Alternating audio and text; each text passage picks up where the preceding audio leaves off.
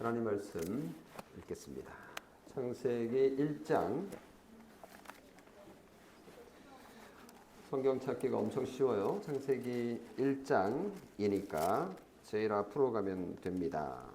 27절 말씀을 읽고 2장도 읽도록 하겠습니다. 펼치셨죠? 창세기 1장 27절 말씀. 하나님이 자기 형상 곧 하나님의 형상대로 사람을 창조하시되 남자와 여자를 창조하시고.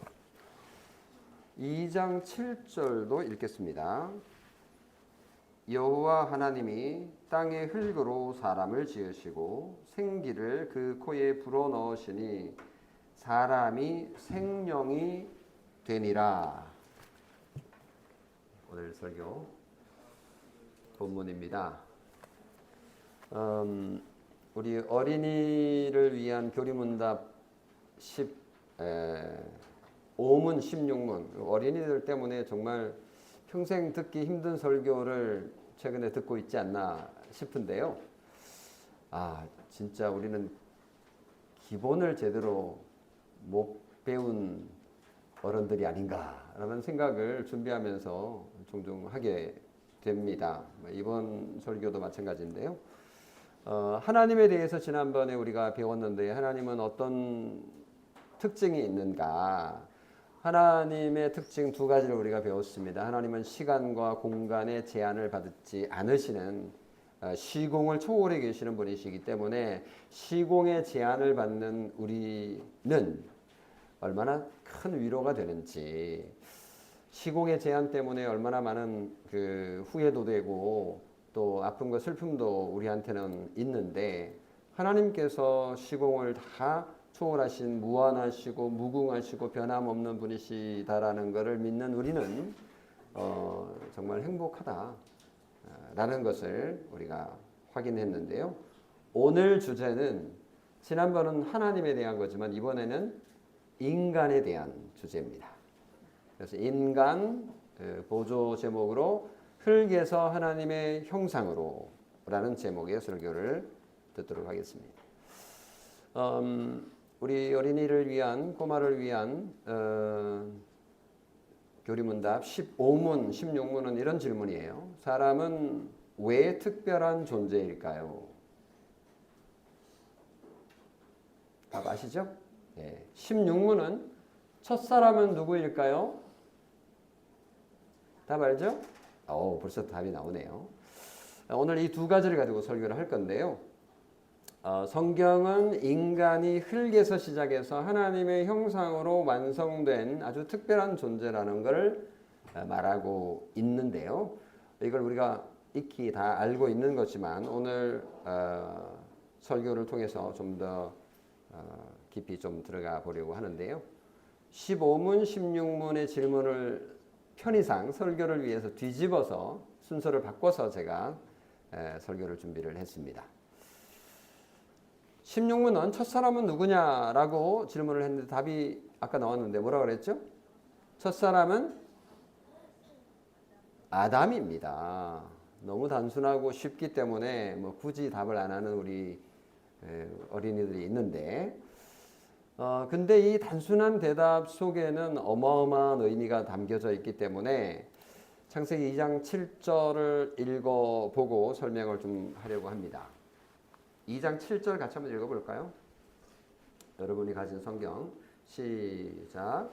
여호와 하나님이 땅의 흙으로 사람을 지으시고 생기를 그 코에 불어넣으시니 사람이 생명이 되니라. 이거 창세기를 읽다 보면 훅 지나가 버리잖아요. 어마어마한 사건들이 창세기 한 장, 두 장, 세 장 안에 다 그냥 기록이 되어 있는데 사실은 궁금증도 있고 좀 묻고 싶은 것도 많을 텐데 오늘 그런 얘기 좀 해볼게요.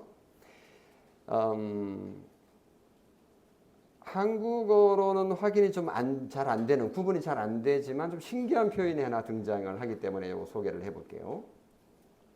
사람을 지으시고 라고 하는 표현, 이 사람이라는 단어가 히브리어는 뭐라고 되어 있느냐 하면 여러분이 잘 아는 단어예요. 뭘까요?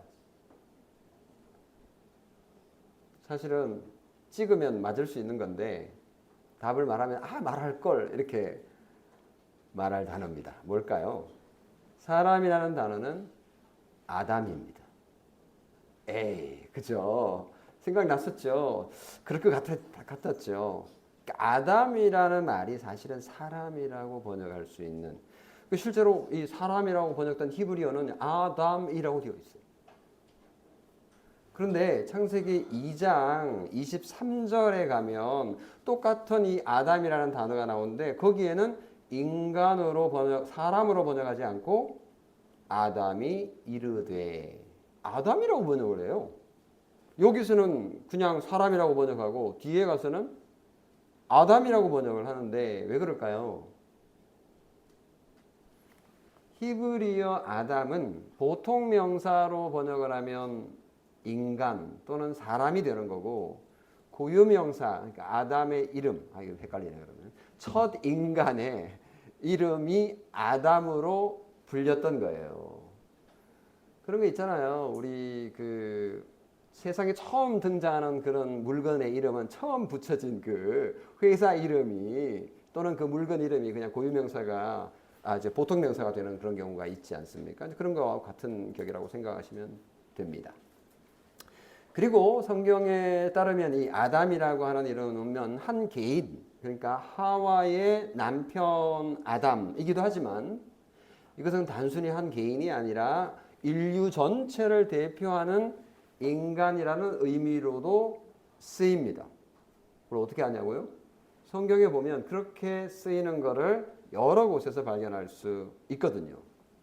그래서 여호와 하나님이 땅의 흙으로 사람을 지으시고 라고 창세기 2장 7절에 말했는데, 이 사람은 아담이라는 단어를 사용했지만 사실은 그냥 인간, 인류, 사람으로 번역할 수 있었던 거죠. 그래서 성경 번역자가 정말 잘 번역을 했습니다. 지금 우리가 살펴보려고 하는 것은 한 개인, 하와의 남편 아담에 대한 이야기보다는 인류, 인간, 사람에 대한 보통 명사에 해당되는 것을 살펴보려고 하는데요. 이 아담이라는 단어 자체도 또 어떤 단어에서 사실은 온 거예요. 이거는 여러분이 알 길이 없습니다. 히브리어를 아는 사람만이 알 수 있는 건데 이거는 그냥 듣고 지나가세요. 그래도 신기하면 한번 적어 놓으셔도 좋고요. 이 아담이라는 어원은 아다마라는 단어에서 왔어요. 아다마. 아담아가 아니고 혹격이 아니고 아다마라고 하는 단어인데 이 단어의 뜻은 땅입니다. 토지, 흙토 이렇게 번역할 수 있는 겁니다. 그러니까 아담은, 인간은 땅에서 나온 자, 땅인간이라고 번역할 수 있는 겁니다. 땅인간이에요, 사실은. 이걸 한자어로 표현하면 흙토에다가 사람이 인을 붙이면 되는 거죠. 토인이에요. 그러니까 이 토인이라는 단어 자체가 사실은 이게 이제 원주민이잖아요. 원주민을 일컫는 조금 이렇게 낮춰서 부르는 그런 단어이기 때문에 지금은 더 이상 이런 단어를 별로 쓰지 않습니다. 원주민, 거주인 이런 식으로 사용됩니다만 어쨌든 그 기원을 생각해 보면 토인이라는 단어가 사실은 굉장히 성경적인 단어인 겁니다. 흙으로부터 만들어진 존재. 근데 이제 본래 한글 또는 한자어 토인은 그 땅에 사는 사람을 일컬을 때 이제 사용하는 건데, 그거는 이제 요즘은 토인이라는 말을 안 쓰고 원주민이라고 쓴다라는 거 한번 정리를 하고 지나가겠습니다. 그래서 창세기 2장 7절을 우리가 읽었는데 거기에 보면 하나님이 땅의 흙으로 사람을 지으시고 라고 했으니까, 자 여기 표현문으로 볼 때도 아담이라는 단어가 아담아, 흙에서 또는 땅에서 왔다라는 거를 설명했는데 성경 구절 안에도 땅의 흙으로 라는 단어를 쓰고 있어요. 실제로. 그래서 이 땅의 흙 이렇게 할 때 땅이 아다마라는 단어거든요. 흙으로 할 때 흙은 흙 먼지, 흙 부스러기. 그러니까 땅의 그 흙을 가지고 사람을 만든 거다. 이건 우리가 이제 알고 있었는데 한번 상상을 해보세요. 어떤 조각가가 진흙을 가지고 물을 부어가지고 이렇게 막 반죽을 만들잖아요. 그 반죽을 만들어서 이렇게 기둥을 이렇게 만들어 놓고 그 나무에다 이렇게 붙여서 이렇게 사람을 만드는. 그거를 생각해 보면 되는 거죠. 하나님께서 그렇게 인간을 만드셨다. 라는 거. 이게 이제 인간의 기원이고 인간의 정체성입니다. 그래서 인간이 만들어질 때 그 재료를 생각해 보면 인간의 정체성, 인간이 어떤 존재인지를 알 수 있는 거죠. 이건 좀 빗나가는 얘기입니다만은 그래서 이제 아담은 흙으로 만들어졌는데 아니요, 목사님, 여자는 흙이 아니에요. 뭘로 만들어졌어요? 뼈로 만들어졌어요. 그래서 재료가 훨씬 남자보다 좋다, 이런 식으로 얘기하는 분이, 그래서 남자와 여자의 어떤 이 차이를 구별을 얘기하는 주장하는 분들이 있긴 합니다만은 논리에 좀 비약이 있습니다. 네. 여성도 인간에게 보통 명사 인간에 해당되는 거거든요, 사실은. 그래서 그 근원은 똑같은 거죠. 어쨌든 인간이 대단한 존재인 것처럼 보이지만 사실은 그 재료가 뭐예요? 흙인 거예요. 많은 분들은 이게 찰흙이니 진흙이니 주로 진흙이다 그렇게 얘기하기도 하고 여러 가지로 얘기합니다만은 그냥 흙이에요. 그러니까 인간은 대단해 보이지만 흙으로 만들어진 존재라는 것을 분명하게 기억을 해야 됩니다. 동양이나 서양에서는 인간이 정말 대단한 존재다. 그래서 인간은 만물의 영장이다. 라면서 엄청 높이잖아요. 인간의 존재를.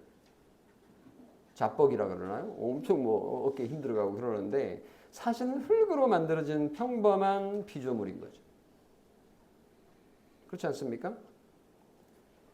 또 한 가지 충격적인 사실을 여러분에게 이제 밝히겠는데요.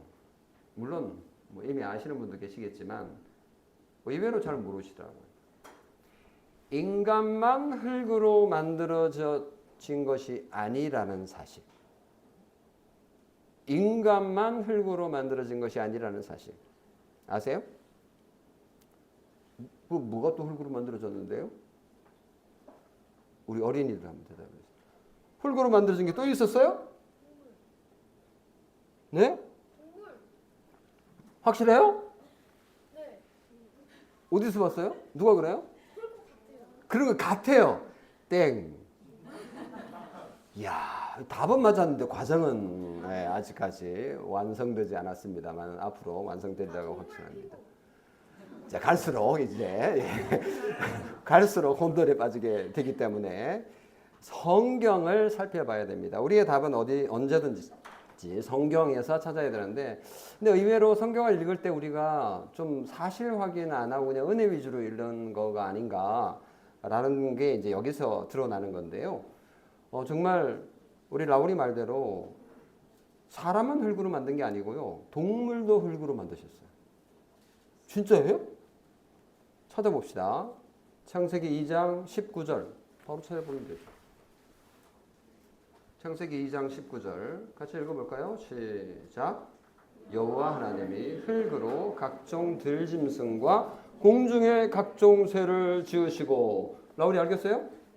오, 예. 그렇습니다. 그러니까 인간은 동물과 그 기원이 같아요. 인간이 동물과 여러 면에서 비슷한데 그 기원이 같기 때문일 겁니다. 그렇잖아요. 동물하고 비슷하잖아요. 눈, 코, 귀, 기타 등등. 물론 다른 것도 있지만 같은 흙에서 기원했다라는 점에서 그 인간과 동물의 지위도 사실은 피조물이라는 데서는 똑같은 거예요. 이걸 인정하기가 좀 자존심이 좀 상할 수도 있어요. 동물하고 우리하고 같다란 말이야. 근데 사실은 동물하고 기원이 같으니 인정할 수밖에 없습니다. 성도 여러분, 그래서 아담은요 흙으로 만들어졌기 때문에 인간의 기원은 흙이다라는 거, 이것이 인간의 정체성을 규정짓는 중요한 근거가 되는데, 인간이 결코 교만할 수 없는 근거도 됩니다. 그래서 인간은 겸손해야 된다. 피조물 중에서 겸손해야 된다. 그래서 인간들이 하나님의 피조물 또는 창조물을 그냥 하찮게 여기거나 뭐 너는 우리 지배를 받아야 돼 해서 막 부수거나 파괴하거나 이런 거 허용되지 않습니다. 이거는 상식적으로 안 되는 거예요. 왜요? 동물도 흙으로 만들어졌으니까. 인간과 창조주의 차원을 또 이것은 잘 보여주는데요. 비가 오면 질어지고 바람이 불면 흩날리고 불에 타면 재가 되어버리는, 녹아버리는 흙에 불과한 인간은 참으로 연약하고 유한한 존재에 불과하다라는 것을 배우게 됩니다. 그러니 우리 모두 겸손합시다 라는 것을 첫 번째 대지에서 배울 수 있습니다. 두 번째, 자 그런데 동물과 차이가 나는 게 있어요. 다행이다. 그죠? 동물하고 같은 격에 있으려니까 기분이 좀 찝찝했는데, 동물과 차이가 나요. 인간은 어떻게 해요? 왜요? 이것도 옆으로 빠질 수 있습니다. 답은 2장 7절에 있어요. 뭘까요? 2장 7절에 있어요. 그렇습니다. 인간은요, 살아있는 영, 생령으로 창조되었다라는 사실에서 동물과 하늘 땅의 차이가 있습니다. 어마어마한 차이죠. 여호와 하나님이 땅의 흙으로 사람을 지으시고, 여기까지는 같아요. 생기를 그 코에, 누구의 생기예요? 하나님의 생기를 그 코에 불어넣으시니 사람이 생명이 되니라. 그러고는 설명이 없어요. 그래서 이게 뭔지 정확하게는 모르지만 뭔가 다르구나라는 걸 확실하게 우리가 확신할 수 있습니다. 그러니까 흙으로 된 인간에게 생기를 불어넣었는데, 이 생기라는 거가 호흡이라는 단어로도 번역이 가능하거든요. 숨. 그러니까 하나님의 호흡이라고 볼 수 있습니다. 마치 인공호흡을 연상케 하는 겁니다. 어떤 사람이 죽으려고 해요. 쓰러져가지고. 그럼 어떻게 해요? 우리가 할 수 있는 게 별로 없는데 심폐소생술. 그래서 호흡을 불어넣으면 어떻게 되는 건데, 이거는 이제 하나님께서 인간에게 생기를 불어넣는 거와는 이제 질이 다르지만 그래도 좀 이해하는 데 도움이 되니까. 그래서 흙으로 만들어진 인간에게 하나님께서 그의 생기를 불어 넣으셨더니 지금의 인간 모습으로 생명이 태어난 거예요. 그럼 동물은 어떻게 했을까요? 몰라요. 아는 바가 없습니다. 천국 가서 물어봅시다. 동물에게도 그렇게 한 거 아니에요? 얘기가 없으니까 우리는 안 한 걸로 이해할 뿐인데요. 사람과 동물의 차이가 이렇게 일단은 보입니다. 사람들은 종종 동물을 엄청 사랑하고 사람보다 더 소중히 다루는 것 같기도 해요.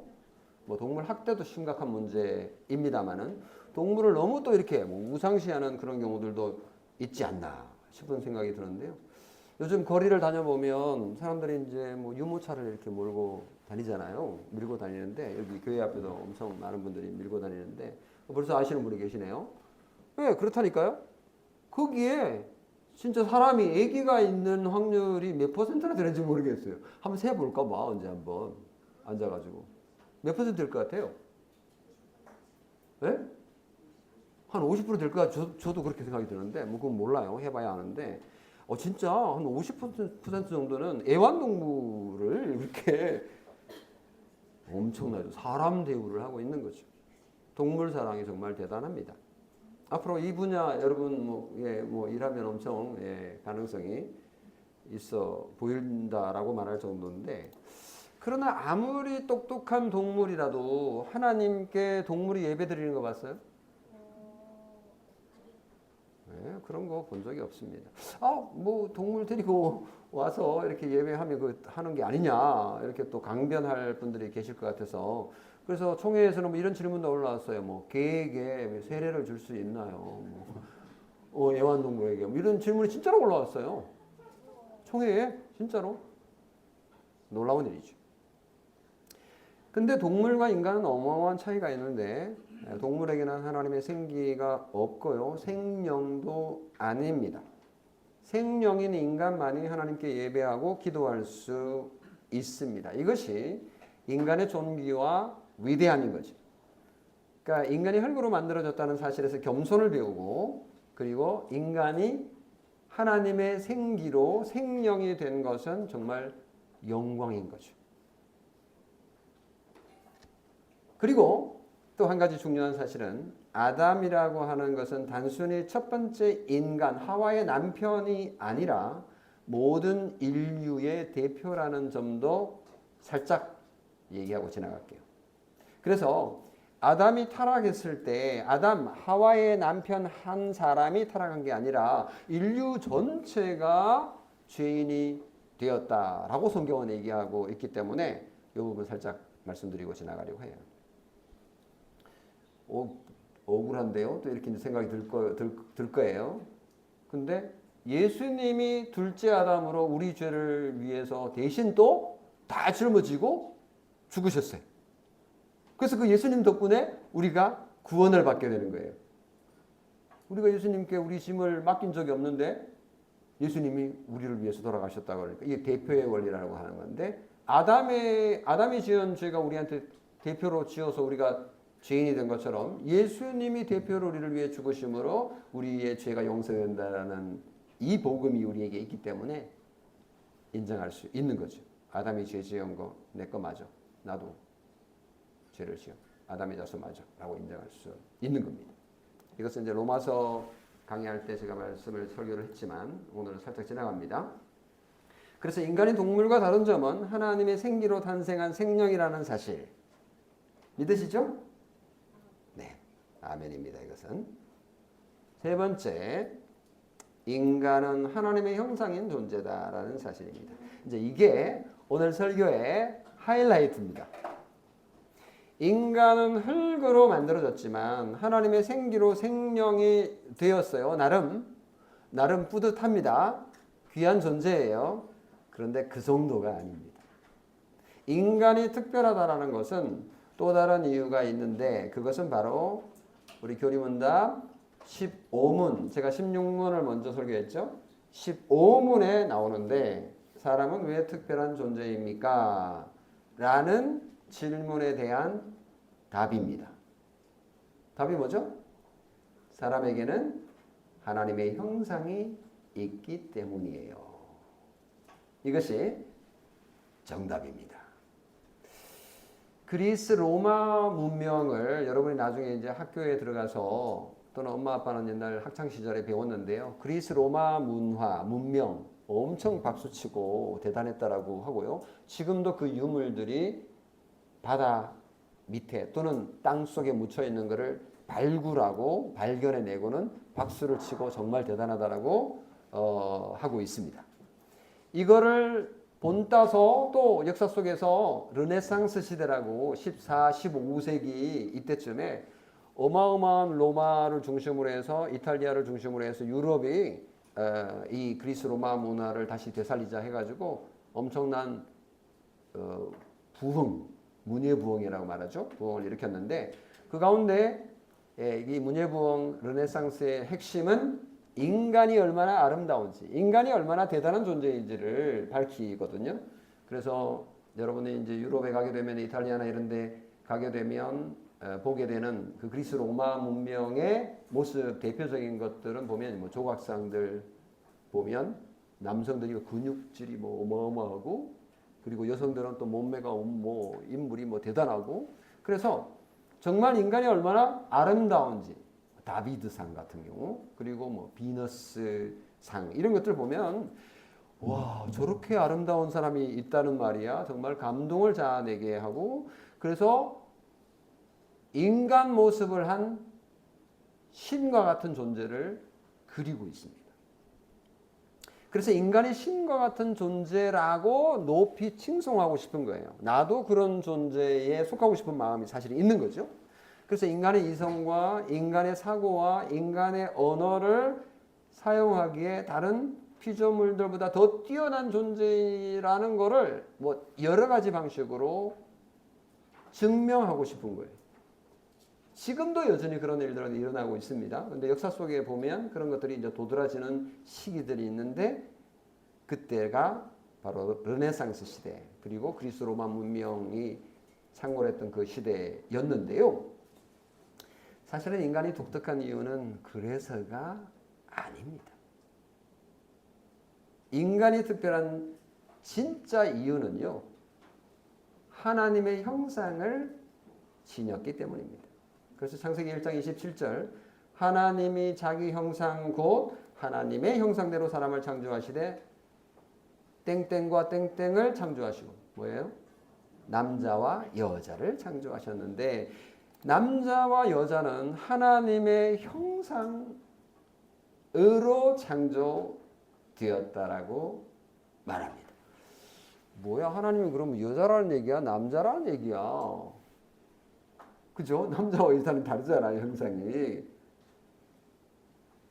좀 헷갈리는 표현입니다. 그래서 꼼꼼히 질문을 해보면 궁금한 게 한두 가지가 아니에요. 여러분도 성경을 읽을 때 궁금한 거는 이렇게 물음표 치고 지나가세요. 그리고 엄마한테, 아빠한테 물어보세요.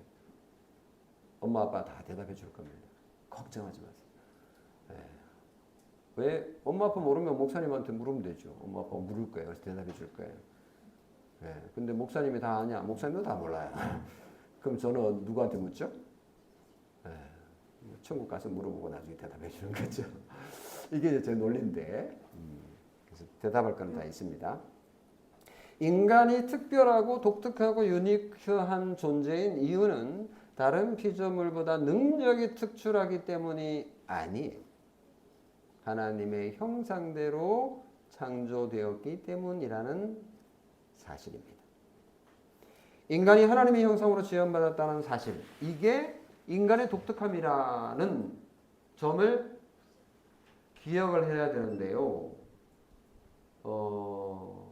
이거를 믿고 믿음으로 산다라는 건 도대체 어떤 의미가 있을까? 한번 생각해 보세요. 인간은 아주 특별한 존재다. 인간은 머리가 좋기 때문에, 그래서 말을 하기 때문에, 그래서 직립보행을 하기 때문에, 그래서 기술을 개발하기 때문에, 그리고 역사를 논하기 때문에, 이성을 가진 존재, 이런 식으로 기능적으로 이해를 하면, 독특함을 주장하려고 하면요, 곤란해집니다. IQ가 낮은 사람이 있고 IQ가 좋은 사람이 있죠? 그럼 IQ 높은 사람이 기능적으로 뛰어나기 때문에 더 하나님의 형상에 가까운 건가요? 이런 식으로 접근하다 보면 자가당착에 빠지게 될 겁니다. 우리는요, 하나님의 형상으로 창조되었기 때문에 고귀한 존재입니다. 몸이 건강하건 건강하지 않건 상관이 없습니다. 여러분은 하나님의 형상으로 창조되었기 때문에 정말 고귀한 거죠.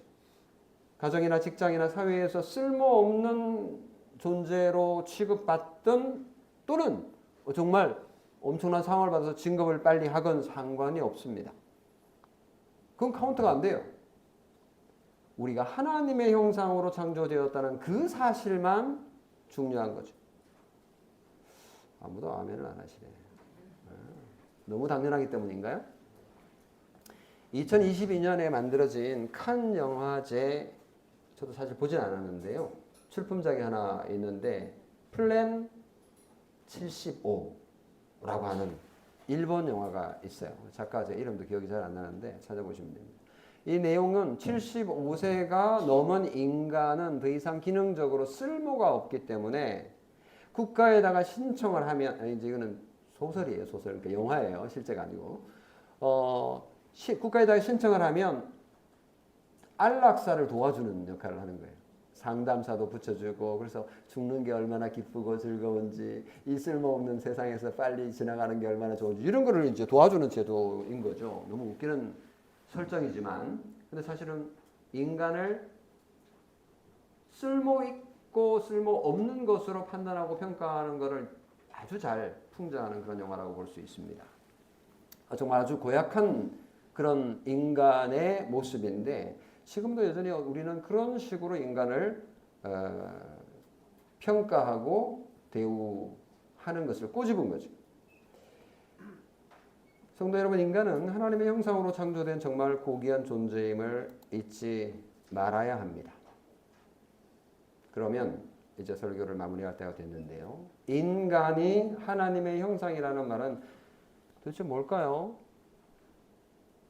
하나님도 우리처럼 눈 있고 코 있고 이건 코네요. 코 있고 눈 있고 입 있고 머리 있고 팔 있고 손가락 있고 심장도 있고 발도 있고 발가락도 있고 기타 등등 그런 거를 생각하게 되지 않습니까? 그러면 하나님은 산신령처럼 수염도 길다랗게 기르시고 이렇게 막 그 구름을 타고 뭐 이렇게 이런 모습 우리가 예수님의 모습이라 그리지 않습니까? 하나님도 그런 분이 아닌가 이런 생각을 합니다. 여러분 하나님을 본 적이 있으세요? 하나님을 그린 그림은 지금까지 한 번도 본 적이 없습니다. 왜요? 한 번도 보여주신 적이 없으니까. 그러니까 형상을 모르니까 어떻게 해요? 이스라엘 사람들이 어떻게 했습니까? 광야에서? 송아지 형상으로 그냥 하나님을 더욱 만들어 온 거예요. 이게 이제 하나님이다. 이렇게 한 거죠. 참 어처구니가 없지만. 그래도 하나님이 살짝 당신의 모습을 인간의 모습으로 보여주셔가지고 예수님이 한때 이 세상에 계셔서 예수님의 모양은 나름 좀 하나님 비스무리하게 해가지고 빛도 좀 이렇게 좀 집어넣고 되게 좀 권위 있게 이렇게 인자하게 그림을 그려서 형상을 만들기도 하고 합니다. 어쨌거나 우리가 하나님의 형상으로 만들어졌다라고 할 때 하나님의 그 모습을 상상하는 눈, 코, 귀를 가진 분으로 생각을 하게 되는데 그 어느 누구도 하나님을 그렇게 이해를 한 적이 없어요. 신기하게도. 왜 그럴까요? 성경에는 하나님에 대해서 한 번도 그 형상을 말씀하신 적이 없기 때문에. 그런데 거꾸로 인간이 하나님의 형상으로 창조되었다 그러니까 거꾸로 이제 선후 관계를 뒤집어 가지고 하나님을 상상하는 버릇이 생긴 거죠. 하나님 코, 귀 다 있으신 거 아니야? 사람의 형상을 가지고 계신 게 아닌가라고 하는 그런 생각을 할 수 있는 거죠. 그런데 그것은 사실은 선후 관계가 바뀐 겁니다. 실체가 있고 형상이 있는데 형상은 실체가 아니고 실체는 형상을 만들어내는 거예요. 실체에서 형상이 나오는 건데 인간은 하나님의 형상과 모양으로 창조되었긴 하지만 그 말이 인간의 모양과 형상으로 하나님을 추론할 수 있다는 말은 아니거든요. 더군다나 인간은 타락해가지고 그나마 있던 그 하나님의 형상마저 다 잃어버렸기 때문에 하나님의 형상이 누군지 어떻게 된 건지를 찾는 작업은 사실은 이게 쉬운 일은 아닌 거죠. 그래서 제가 되게 엄청나게 어려운 지금 질문과 설교를 하고 있는 셈인데 하나님의 형상이 도대체 뭔가 한 번도 생각해 본 적이 없는 그런 질문을 던져봅니다. 왜냐하면 하나님은 형상으로 한 번도 우리에게 보여주신 적이 없기 때문에 그 하나님 형상이 뭐지? 라는 질문에 답을 하기가 좀 어려운 거예요. 그래서 이제 이 질문에 대해서 우리 앞서간 종교개혁 신학자들, 우리 선배들이 이 하나님의 형상이 무엇인가를 찾았는데 이렇게 정리를 해 줬어요. 고맙게도. 제가 평생 연구해서 정리해도 이렇게 정리하지 못할 것 같은 정말 아름다운 대답을 웨스트민스터 소요리 문답 신문에 이 질문을 하고는 답을 했습니다. 자, 하나님의 형상이 뭘까요?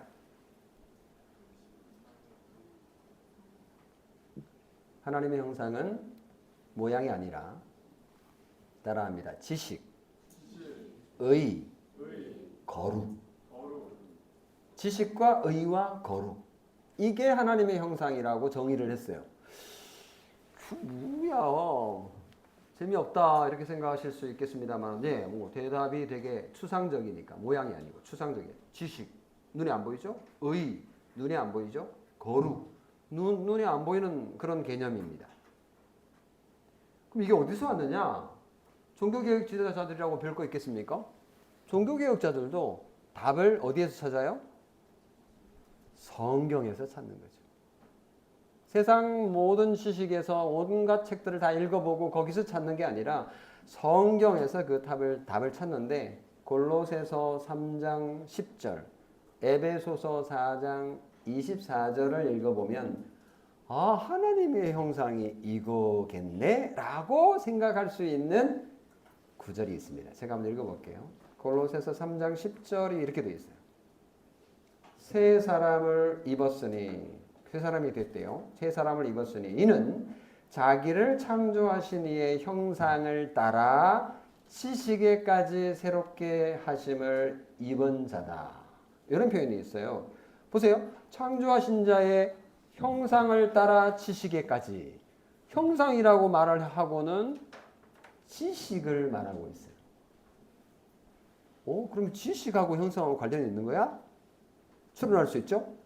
그 다음에 에베소서 4장 24절에 보면 하나님을 따라 의와 진리의 거룩함으로 지으심을 받은 새 사람을 입으라 라는 표현이 나오는데 여기도 보면 지으심을 받은 새 사람, 그러니까 창조되는 거잖아요. 뭘로 창조? 의와 진리의 거룩하심으로. 여기에서 의와 거룩이 나오는 거예요. 자, 그럼 첫 번째 골로새서 3장 10절에서 뭐 하나 있었죠? 지식. 그리고 에베소서 4장에서 의와 거룩. 요 세 가지로 축약을 해서 아, 이게 하나님의 형상이구나라고 결론을 내린 겁니다. 자, 그러면 다시 묻겠습니다. 하나님의 형상은 뭔가요? 지식과 의와 거룩입니다. 오늘 외울 수 있겠죠? 뭐 내일 잊어먹더라도 오늘은 잊어먹지 맙시다. 하나님의 형상은 지식과 의와 거룩입니다. 이거 하나만 오늘 여러분 기억을 해도 설교 잘 들은 겁니다. 그래서 인간이 특별한 이유는 하나님의 형상으로 창조된 것인데 그 하나님의 형상이라는 것은 의와 거룩과 죄송합니다. 지식과 의와 거룩이구나. 자, 그러면 이게 무슨 뜻이에요, 목사님? 이게 뜻이 있어요. 그래서 이것까지도 우리 종교개혁자들이 선배들이 엄청 설명을 잘 해놨는데요. 자, 첫 번째 지식은 하나님의 형상을 가진 인간이 선지자로서, 그러니까 선지자는 뭐 하는 사람이에요? 선지자는 하나님의 말씀을, 지식을 전달하는 자거든요. 선지자의 역할이. 그래서 지식은 선지자의 역할이에요. 하나님의 형상을 가진 인간은 선지자로서 창조주 하나님의 영적인 일에 대해서 참되고 건전한 지식을 가지고 있습니다. 그런 지식을 바탕으로 아담은 생물의 이름을 짓는 사역을 감당할 수 있었습니다. 그렇죠? 아담이 그 역할을 했잖아요. 에덴 동산에서 하나님의 창조물, 피조물에 대해서 이름 짓는 일들을 해왔고 지금도 우리 생물학자들은 새로운 그 생물이 발견되면 이름을 짓고 있어요. 이 역할은 지금도 계속되고 있는 거죠. 이게 바로 하나님의 형상 때문에 가능한 거예요. 하나님께서 가지신 그 지식, 인간도 가지게 된 거죠. 둘째, 하나님의 형상을 가진 의는 뭐냐? 이 의는 오를 의자인데 왕이 감당하는 일입니다. 인간은 왕으로서 공의롭게 나라를 다스릴 수 있었습니다. 사람은 하나님께 위임받은 왕으로서 공의를 행해야 합니다. 이 공의는 하나님의 말씀대로 행하는 거죠. 의는 기준이 있어야 되잖아요. 그 기준은 하나님의 법인 거죠. 그래서 사람은 하나님의 말씀에 따라, 성경 말씀에 따라 온 세상을 통치하는 왕이어야 하는 거죠. 그래서 무엇보다도 다른 사람을 다스리기 전에 먼저 자신을 잘 다스리면서 하나님께 순종하는 것. 이 일을 인간이 할 수 있다는 거예요. 그래서 하나님의 형상인 이 의는 어떤 직분으로? 왕의 직분으로 감당하는 거다. 마지막 세 번째 거룩은 뭘까요? 이제 다 나왔는데 첫 번째는 지식은 선지자라고 했고, 의는 왕이 감당하는 거라고 했고, 세 번째가 뭘까요? 그렇습니다. 인간의 형상을 가진 인간은 제사장으로서 거룩했습니다. 거룩하다는 것은 깨끗하고 구별된다라는 뜻이죠. 사람은 다른 피조물과 완전히 구별되는 존재입니다. 하늘과 땅의 차이라고 제가 표현을 했습니다만, 인간은 하나님의 형상으로 창조된 거룩한 존재인 거죠. 이게 하나님의 형상으로 창조되었다라는 말의 의미입니다. 그럴듯합니까? 네. 그래서 신자는 그리스도 안에서 잃어버린 하나님의 형상을 다시 회복한 존재이기 때문에 우리는 다른 피조물과 달리 하나님을 알 수 있는 영적 능력, 지식이 있고 하나님의 뜻을 생각하고 깨달을 수 있는 지혜가 있습니다. 사랑하고 용서하고 배려할 수 있는 마음도 있습니다.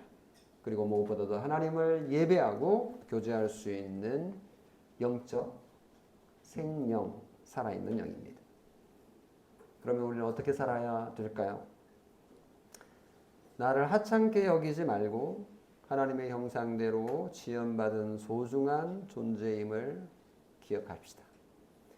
친구도 형제 자매도 부모님도 모두 하나님의 형상을 가진 소중한 존재임을 기억합시다. 그래서 서로를 무시하거나 괴롭히면 안 되겠죠? 존중하고 사랑해야 할 겁니다. 우리는 아담처럼 흙에서 지음받은 연약한 존재임을 배웠습니다. 그러나 하나님의 생기를 불어넣으셔서 생명이 되게 하셨고 더 나아가 하나님의 형상으로 창조하셨습니다. 이 사실이 인간의 나의 특별함이며 나의 존재의 존귀함일 것입니다. 첫 아담 안에서 우리는 죄인이 되었지만 둘째 아담이신 예수 그리스도 안에서 잃어버린 형상을 회복하고 새 생명을 얻게 되어서 흙에서 하나님의 형상으로 변화된 진정한 의미에서 인간으로서 살아가게 되었음을 겸손하게 감사하는 여러분이 되시기를 주님의 이름으로 축원합니다. 아멘. 기도하겠습니다. 주신 주님, 오늘 인간이 어떤 존재이고 인간이 피조물이지만 하나님의 어마어마한 사랑으로 우리가 이 땅에서 살아갈 수 있음을 예수 그리스도 때문에 우리의 존재가 하나님의 형상으로 다시 회복되어서 이 땅에 누리며 살아갈 수 있음을 알게 되어 고맙습니다. 하나님, 참으로 우리가 하루하루 살아가는 삶이 팍팍하고 어렵고 우리에게 놓여져 있는 숙제와 또 과제와 또 어려움들이 만만치 않은데 하나님께서 우리를 각자의 위치에서 만드시고 하나님의 형상을 또 발휘할 수 있도록 하기를 원하시는 그 뜻을 잘 깨달아 하나님께 감사하며 찬양하며 살아가는 저희 되게 하옵소서. 예수 그리스도의 이름으로 기도합니다. 아멘.